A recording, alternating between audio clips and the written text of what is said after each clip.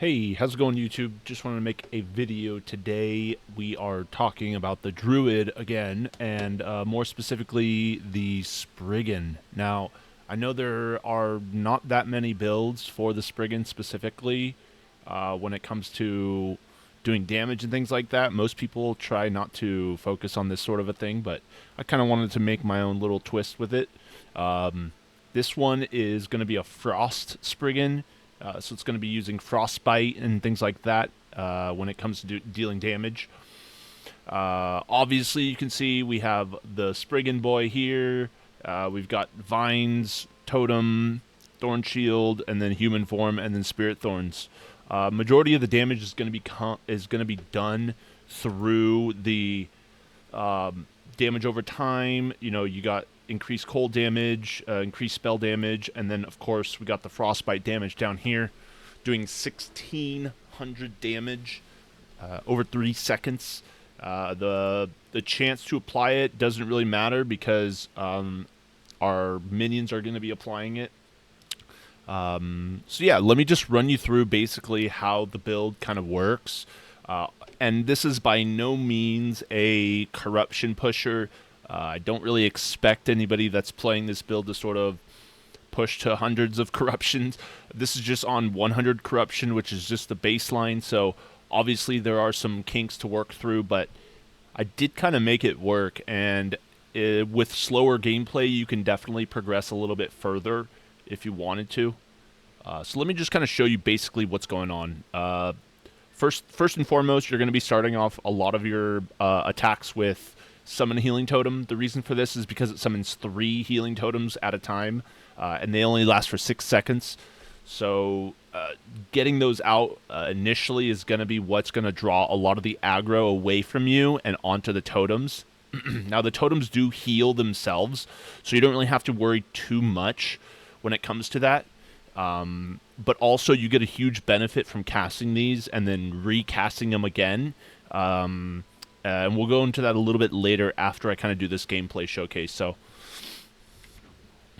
we're going to summon these and then summon the vines later.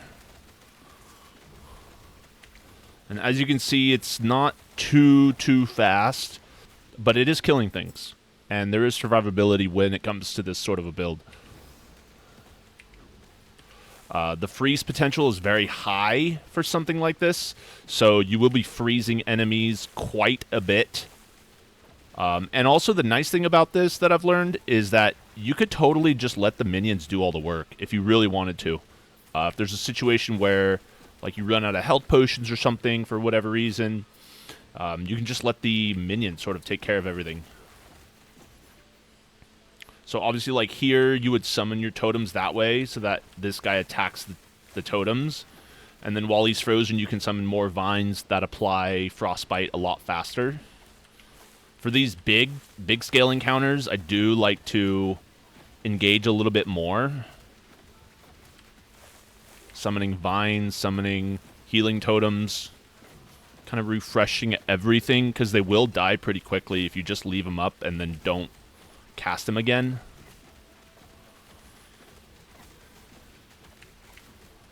So that's the only thing with this, is you do have to be mindful of how long your totems have been out, because that's the majority of where you're going to be getting a lot of your damage from.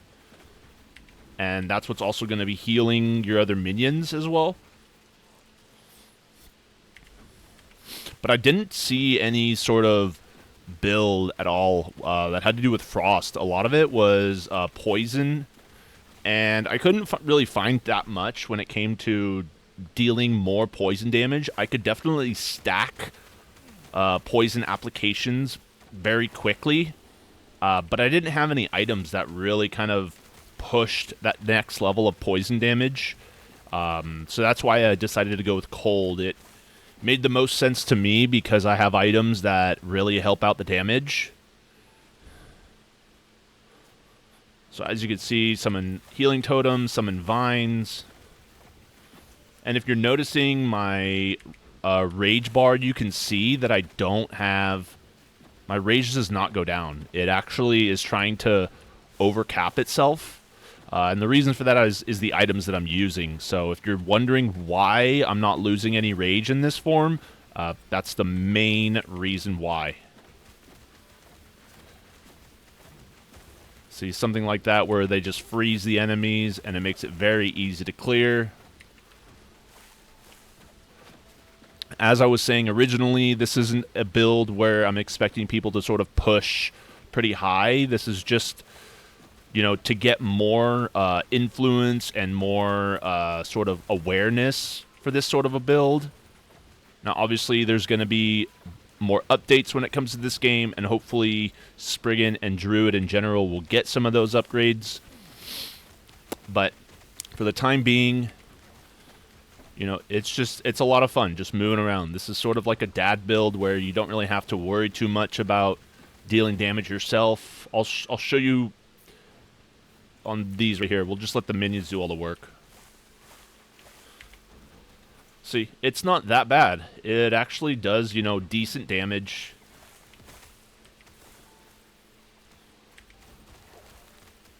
Right? It's not the fastest thing in the world, but you can let them do all the work if you really wanted to from staying back.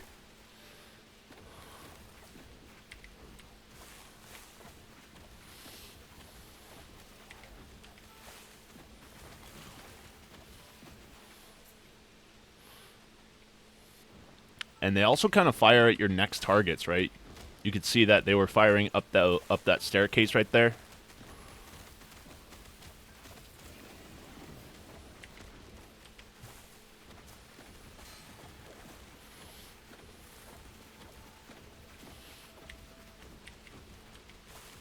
I'm trying to find this Captain Nerva to finish this so I can get a little bit more into it, but I'll basically just, you know, there's a few items that we'll be using for this build that really, really, really rounds everything out. Obviously, there are, you know, other upgrades that I might not be thinking of using, just specifically because, you know, I could use those gloves, those frostbite gloves, which are very good, but I do need resistances, and that's where all my... Okay, so ambush. Perfect. So you leave your vines here. And see, your totems will heal your pets, which is nice. Obviously, this isn't the fastest build in the world, but it's not the slowest. You're actually killing things. You're actually doing damage. And this is the rounded out part of it. Yeah, and that's pretty much it, right? So obviously a little bit hectic there, but as you can see, the totems will heal you quite a bit. And then let's just get into items and things like that. So first and foremost, this is going to be one of the main reasons why I created this build was Tears of the Forest. Gives, you know, +1 to Spriggan, +1 to Spriggan form. The 2 rage gained per second per summoned vine is what really enables this build to sort of shine. You don't have to really worry about running around, making sure that you're not using any mana to drain your rage. 29% increased armor is great. The 51 mana really complements this build pretty well. The second one that I've learned is this one, and it's the second tier, 2% cold penetration with frostbite per 10% freeze rate multiplier. So as you can see here, I've got 1,112 freeze rate multiplier, so I get 2% per 10 freeze rate multiplier. So that's an incredible amount of damage that comes with it. That's why I end up doing about 1,600 damage with frostbite when I'm using this. So another thing that is very useful is going to be Arator's Legacy. Gives a boatload of freeze rate multiplier, which is wonderful. Gives increased chill duration, which is also great, and then +2 to minion skills is a nice top off. One of the last ones, unique scepters that I used is Frozen Iron. I tried a couple of different things out, but this one gives everything you're really looking for. It gives increased cold damage. It gives spell cold damage, which is wonderful because all your abilities are basically spells. Necrotic resistance is okay, but the freeze rate multiplier, again, just stacking freeze rate multiplier is wonderful. Twisted Heart I use just specifically to get more element to increase my elemental skills by 1, and then also give me increased attack speed, which is very, very nice when it comes to summoning totems, summoning your vines, different things like that. And then basically everything else that I'm using is just to supplement everything, round out the build a little bit more, give me more spell damage, give me more damage over time.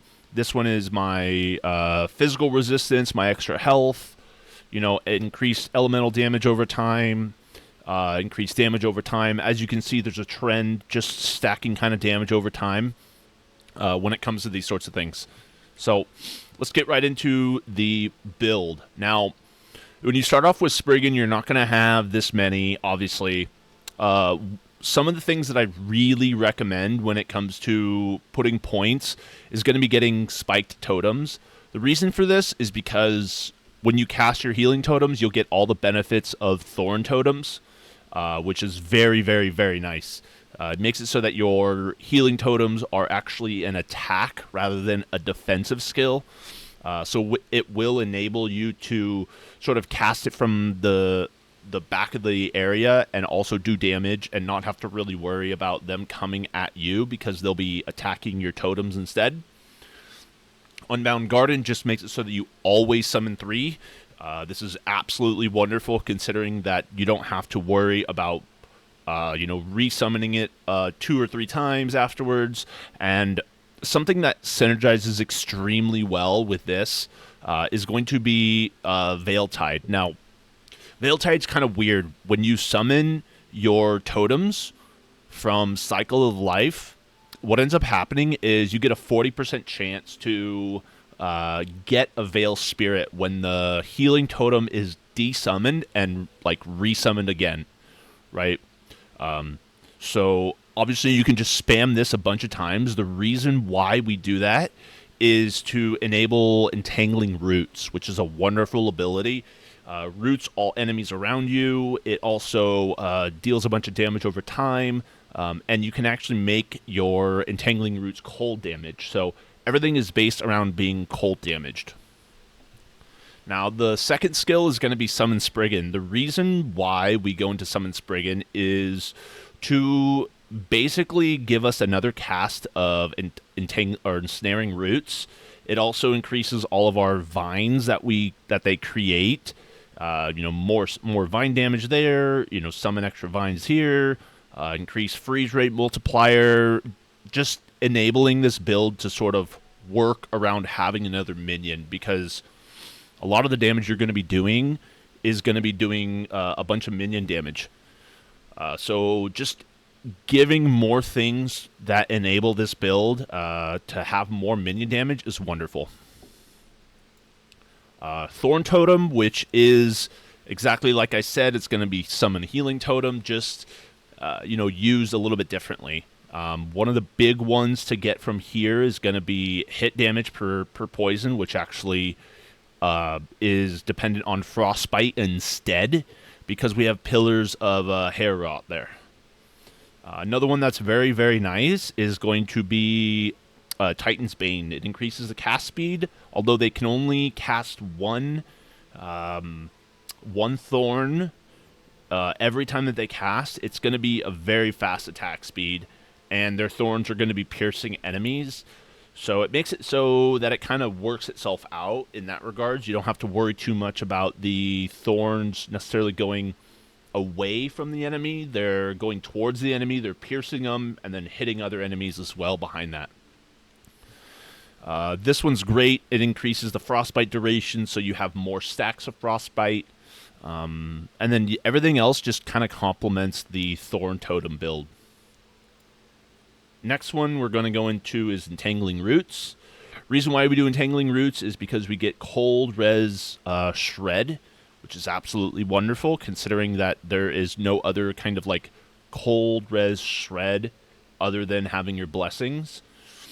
Overgrown Garden is amazing because it expands in a circle around you rather than going in a cone, which enables you to sort of be in the fray of the fight and also not have to worry too much about, hitting your totems and things like that.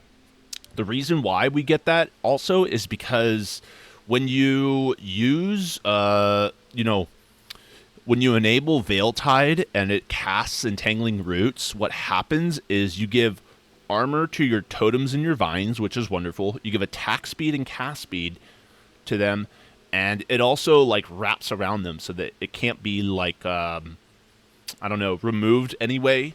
So extra attack speed, extra cast speed, and more armor is wonderful to have on your minions. And then other things include, not being able to be dodged, which is wonderful. And yeah, everything is just basically, like I said, complementing this sort of build of, being a Frost Spriggan. The last one we're going to do, it was a tricky decision. I settled on Eterra's Blessing. The reason why I settled on Eterra's Blessing was mainly for this, right? Whenever you directly cast Thorn Shield, you also cast Eterra's Blessing on the same target. So you basically get more poison res, elemental res, you get increased minion move speed if you want to buff your Spriggan boy. You get Soul Bond, which is wonderful. You're both get given spell damage when you use it. Chance to heal nearby allies on target heal, which is great because you can also enable yourself to get a pretty massive amount of armor. As you can see, I'm at 32% with 22% mitigating, and if I just cast Thorn Shield on myself, you can see the armor stat going up. Right? So it's not too much, but the more you get, the more it'll work for you. And you can spam this with all of your thorns out, and you can see that I'm not losing any fury because of that, or any rage rather. So that's pretty much it, right? Just kind of wanted to make a little build about the Frost Spriggan and everything that I've figured out with it. And yeah, so tell me guys what you thought about the build. Let me know if you think that I should maybe test these things with a little bit higher corruption. But I do enjoy making builds that kind of enter that space and allow other players to sort of use these builds and sort of figure it out.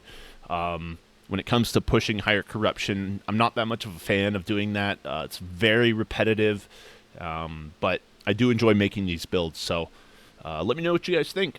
And next build I'm going to make is going to be a Swarm build, Swarm Blade build. So make sure you stay tuned, and thanks for everything, guys. I appreciate it. Make sure to like, comment, subscribe. Talk to you later.